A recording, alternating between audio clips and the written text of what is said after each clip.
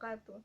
Hai teman-teman, perkenalkan nama saya Deandra Fionari dari Agroteknologi Universitas Bangka Belitung. Di sini saya akan menceritakan mengenai permasalahan pasca panen pada tingkat pedagang dan petani. Jadi, kami mewawancarai petani Desa Balunijuk dengan komoditi cabai rawit bernama Bapak Supri. Beliau merupakan petani balun ijuk yang telah bertani sejak 10 tahun yang lalu.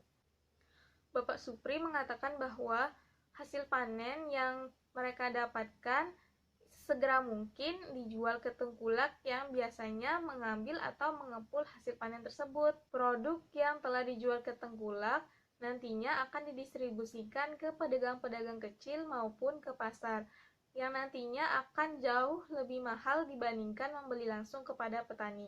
Inilah merupakan salah satu permasalahan pasca panen bagi petani, karena menurut petani, harga yang mereka jual kepada tengkulak jauh lebih murah dibandingkan harga di pasaran. Permasalahan lainnya bagi petani yaitu busuk buah. Busuk buah dapat terjadi akibat dari serangan OPT ataupun faktor lingkungan. Jika dari serangan OPT, penanganan dari petani yaitu menyemprotkan pestisida, sehingga nantinya tidak berpengaruh pada hasil panen. Begitu setelah panen, petani akan langsung menjualkan kepada tengkulak yang akan nantinya mendistribusikan cabai rawit sehingga diterima oleh pembeli dalam keadaan segar. Seperti menurut Yani dan Ratriningsih bahwa lamanya umur penyimpanan dapat mempengaruhi kesegaran dari cabai rawit. Umur simpan dari cabai rawit sendiri relatif cukup singkat, yaitu selama 5 hari.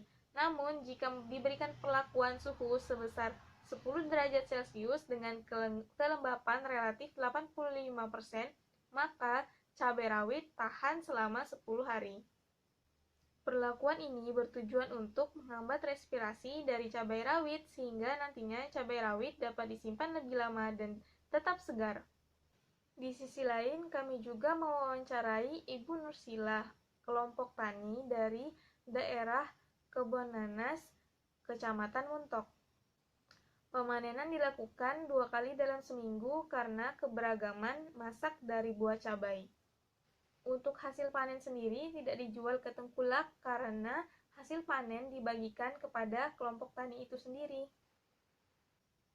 Cabai rawit biasanya langsung habis setelah panen, sehingga tidak adanya permasalahan mengenai penyimpanan produk.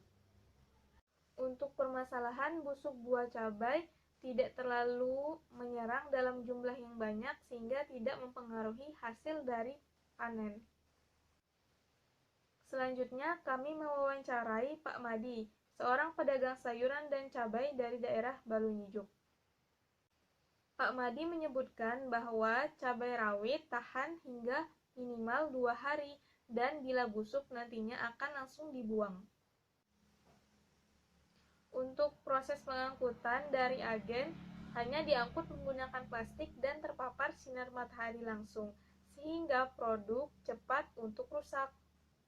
Untuk solusi dari pedagang sendiri tidak ada karena biasanya pedagang menjual cabai rawit dengan keadaan terbuka dan tidak adanya perlakuan suhu.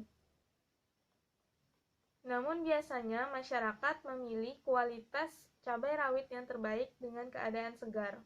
Sementara pedagang sendiri bila dirasa kualitas dari cabai telah menurun maka akan dijual dengan harga yang relatif cukup murah untuk mengurangi kerugian karena tidak dimanfaatkan. Sejalan dengan dikatakan oleh Arifin pada jurnalnya bahwa karakteristik dan kesegaran dari buah cabai mempengaruhi harga jual. Sebenarnya, permasalahan dari pasca panen sendiri yaitu penyimpanan dan kerusakan serta kelayuan dari produk. Dengan menggunakan kemasan yang baik dan sesuai, melakukan perlakuan suhu, dan menghindari dari faktor-faktor kerusakan, maka produk tersebut akan dapat disimpan lebih lama. Sekian secara singkat yang dapat saya sampaikan. Mohon maaf bila ada salah kata. Wassalamualaikum warahmatullahi wabarakatuh.